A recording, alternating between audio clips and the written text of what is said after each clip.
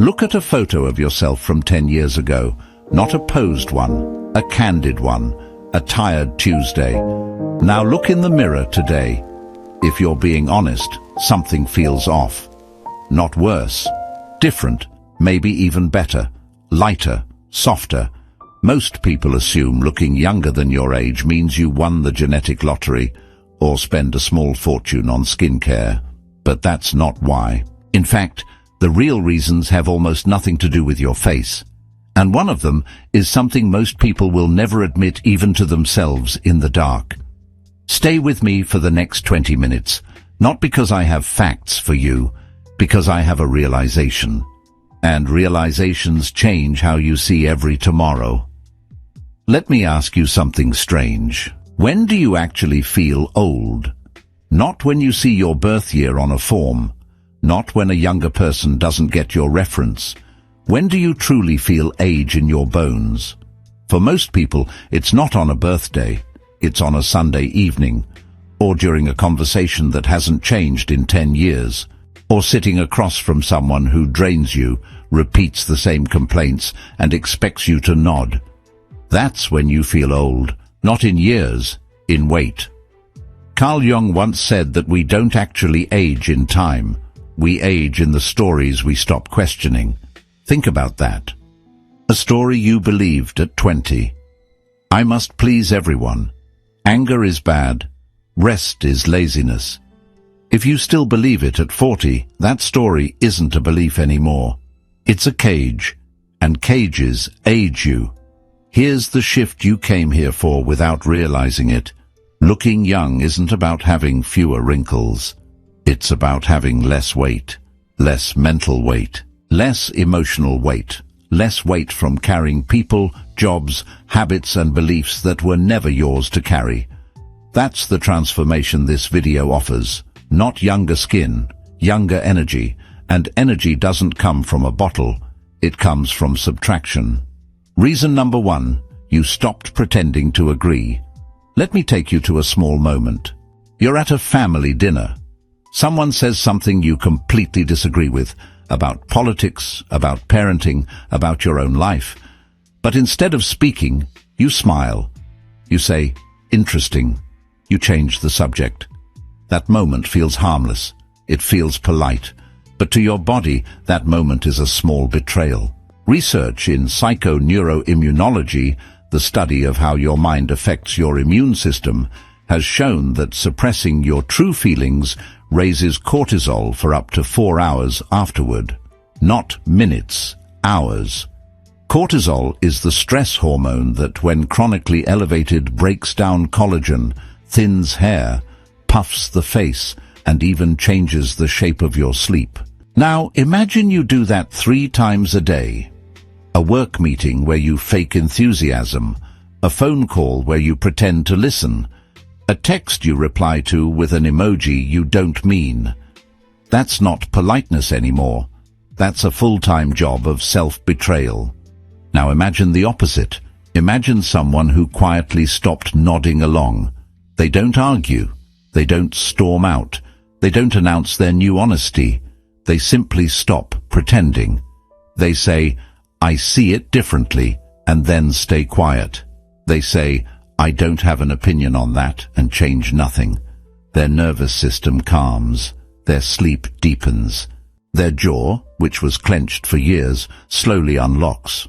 Over 2 or 3 years, their face relaxes. Not dramatically, but noticeably. The forehead lines soften because the eyebrows aren't constantly raised in fake interest.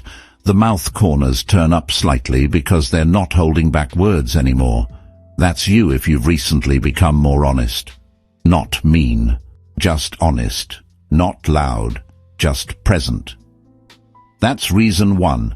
You've stopped borrowing other people's stress, and your face is the first place that freedom shows. So that's the first quiet reason. Honesty with others. But here's where it gets stranger and more useful, because honesty with others is only the surface. Honesty with yourself is where the real shift happens, and most people never go there. It's too uncomfortable, too quiet, too much like sitting alone with no distractions. but you have gone there. At least a little. Otherwise, you wouldn't have clicked this video.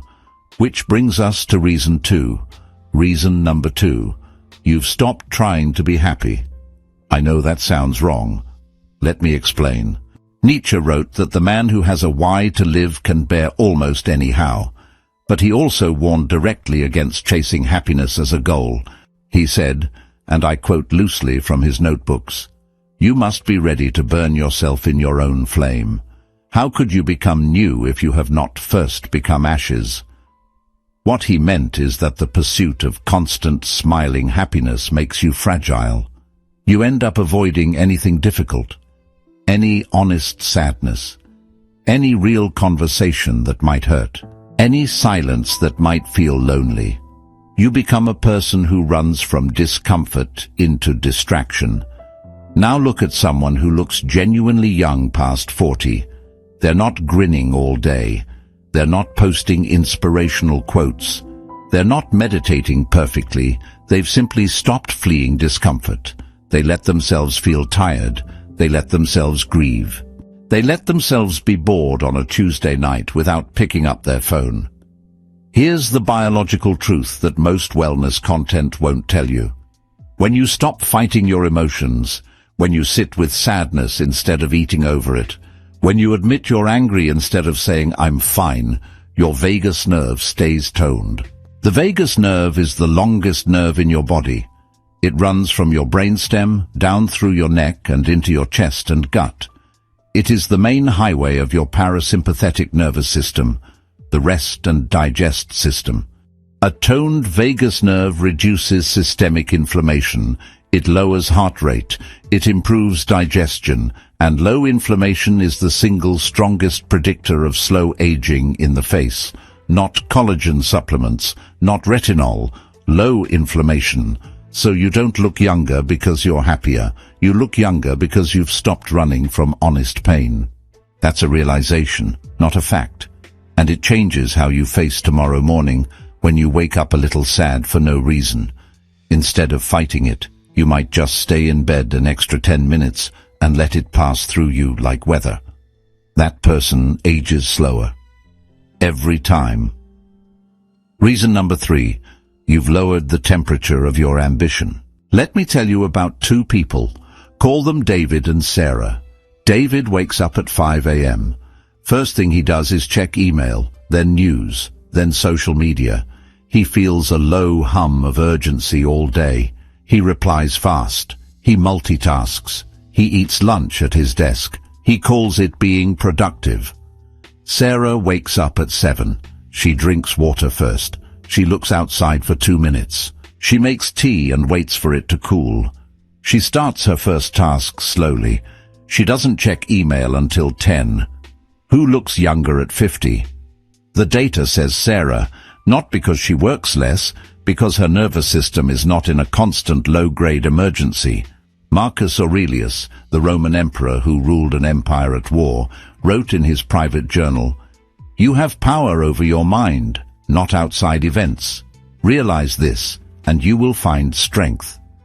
But most people read that and still live like every email is a lion chasing them. They treat traffic, notifications, and other people's opinions as fires to put out. Here's what actually happens in your body.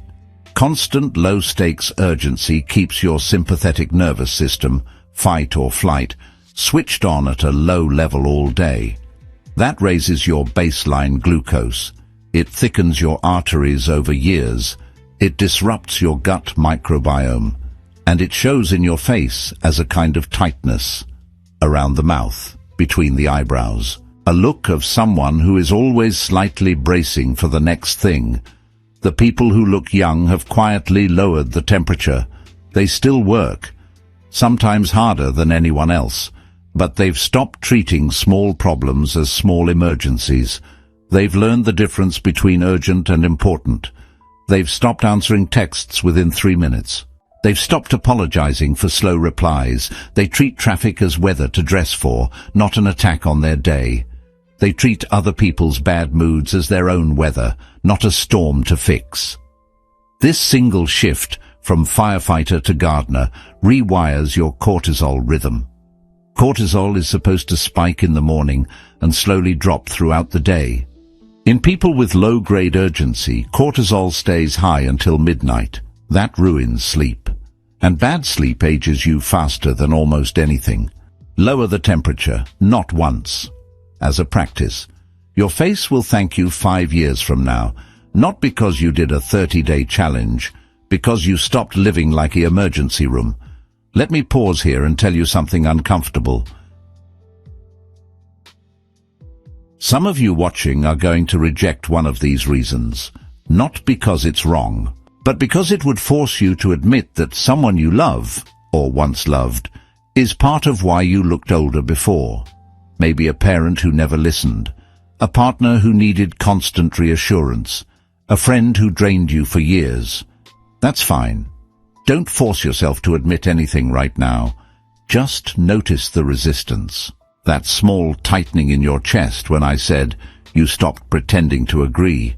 That's not annoyance. That's your body protecting an old story. The people who look young have learned to notice resistance without obeying it. They feel the tightening and they say quietly, "Interesting. Let me sit with that for a week." They don't argue. They don't defend.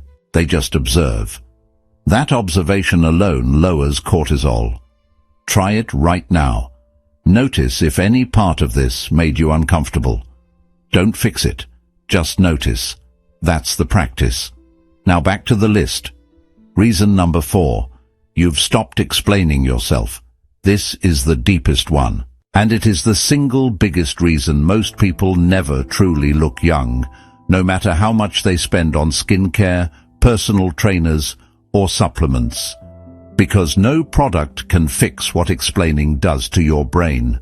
Let me walk you through the research. Social psychology studies on cognitive load show that the need to justify your choices to parents, partners, bosses, friends, even strangers on social media, consumes up to 30% of your daily mental bandwidth. That doesn't mean you think about it directly. It means a part of your brain is constantly rehearsing in the background. What will they think? How do I say this? Should I defend myself? Did I say too much? Not enough? That background noise is not free. It costs you energy, focus, and peace. But worse, it costs you deep sleep. Here's the biological mechanism. Your prefrontal cortex, the front part of your brain responsible for social reasoning, self-control, and justification, is metabolically expensive. It burns glucose. It generates waste products. And it only truly rests during slow-wave sleep. If your prefrontal cortex is busy all day rehearsing explanations, it stays hot. And a hot brain at night cannot descend into deep sleep easily. Now imagine a person who has quietly stopped explaining. They don't announce it. They don't make a rule. They just stop. When someone asks why they don't drink alcohol, they say, "I don't." Not, "I'm trying to be healthy," or "doctor's orders," or "it doesn't agree with me," just "I don't." That's a complete sentence. When someone questions their career choice, they say, "This works for me." Not a paragraph about passion and purpose. When someone asks why they're not married, or why they don't have kids, or why they moved to a smaller house, they say, "Because I wanted to." That's it. What happens next is almost invisible, but massive. The prefrontal cortex finally rests. That rest lowers baseline cortisol. It improves slow-wave sleep by a measurable margin. And slow-wave sleep is when your body repairs skin, clears brain waste, balances hunger hormones, and releases human growth hormone, the single most important compound for tissue repair and youthful appearance. You don't look younger because you're sleeping more hours. You look younger because you're sleeping deeper. And you sleep deeper because you've stopped carrying an imaginary courtroom in your head. No judge, no jury, no audience. Just you making choices and not handing anyone the remote control to your peace. That's the real secret. No cream. Just silence where there used to be a trial. Let's walk back through the 5 slowly, because they build on each other like layers of an onion, and most people only peel the first one. Number 1, you stopped pretending to agree. That lowered your daily cortisol. Less fake nodding, less jaw clenching, less silent resentment. Number 2, you stopped chasing happiness. That toned your vagus nerve. Less running from sadness, less emotional avoidance, less inflammation. Number 3, you lowered the temperature of your ambition. That stopped your fight or flight from running all day. Less urgency, less emergency, less tightness in your face. Number 4, you stopped explaining yourself. That freed your prefrontal cortex. Less rehearsing, less defending, deeper sleep, more repair. And now number 5, the one that only makes sense after the first 4, the one most people never reach because they get stuck on creams and routines. Stay with me. Reason number 5, you've stopped asking, how do I look younger, and started asking, what is making me feel old? That sounds simple, annoyingly simple, but it is the rarest shift in the entire world of anti-aging. Watch any advertisement, read any article. The question is always the same. What can I add? A cream, a supplement, a workout, a diet, a gadget. Add, add, add. You did something different. You started subtracting. Most people buy retinol. You left a draining friendship. Most people get filler injections. You stopped eating dinner with someone who criticizes every bite you take. Most people follow an anti-inflammatory diet. You stopped having conversations that inflame your soul. Here's the philosophy underneath all of this. Carl Jung said that until you make the unconscious conscious, it will direct your life and you will call it fate. What he meant is that most people age because they never ask why they feel tired, why they feel tense, why they feel unseen. They just blame the mirror. They blame their parents' genes. They blame their job. They never ask the real question, what am I tolerating that I don't have to tolerate?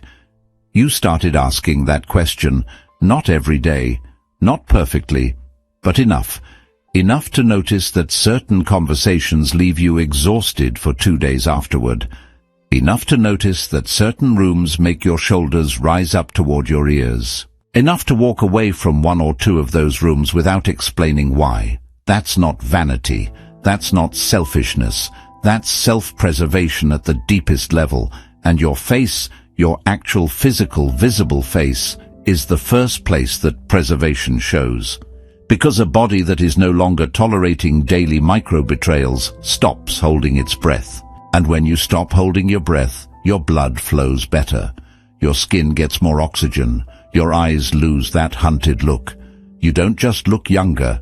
You look like you came home from a long trip and finally put the suitcase down. That's reason 5. You changed the question. And the question changed everything. Here is what no one tells you, not in magazines, not in YouTube videos, not in expensive clinics. The people who look young at 60 aren't lucky. They aren't blessed with good genes. They are ruthless, not with others, with their own tolerance for nonsense. They have slowly, quietly, year by year, removed the people, habits and beliefs that made them hold their breath. They have ended friendships that felt like homework. They have quit jobs that demanded their soul before their time. They have stopped explaining their choices to relatives who never listened anyway. They have let go of the idea that they must be liked by everyone. And when you stop holding your breath, your body starts believing it is safe. That's what looking young actually is. It is not tight skin. It is the face of safety. It is the relaxed eyebrow of someone who is not waiting for the next criticism. It is the soft mouth of someone who is not holding back honest words. It is the calm eye of someone who no longer checks their phone before falling asleep. So don't ask yourself what cream to buy tonight. Don't Google a new supplement. Don't book a facial. Ask yourself one question and sit with it for 5 minutes before you answer. What is one small thing I have been tolerating that I can stop tolerating tomorrow morning? One conversation you don't have to have. One explanation you don't owe. One worry you can let be boring. One notification you can ignore. One invitation you can decline without guilt. One opinion you can hear and not absorb. Do that for 6 months. Not perfectly, just consistently. And someone will ask you what you're doing differently. A colleague, an old friend, a relative at a holiday dinner. And you won't know how to answer, because the real answer is nothing. You didn't add anything. You just stopped doing the things that were making you old. If this shift felt uncomfortably true, if something in your chest loosened while listening, then you are ready for the next video on this channel. It is called Why You Feel Tired Even After Sleeping 8 Hours. In that one, we walk through the exact psychological and physiological reasons that rest is not about closing your eyes. It is about closing the loops in your mind, the unfinished conversations, the undelivered truths, the quiet guilt of saying yes when you meant no. Subscribe if you are done fixing the outside before understanding the inside. You don't need more routines, you need fewer silent fights, and you just took the first step out of one of them, not because you learned a fact, because you had a realization. And realizations, unlike facts, have a way of following you into the mirror tomorrow morning. See you there.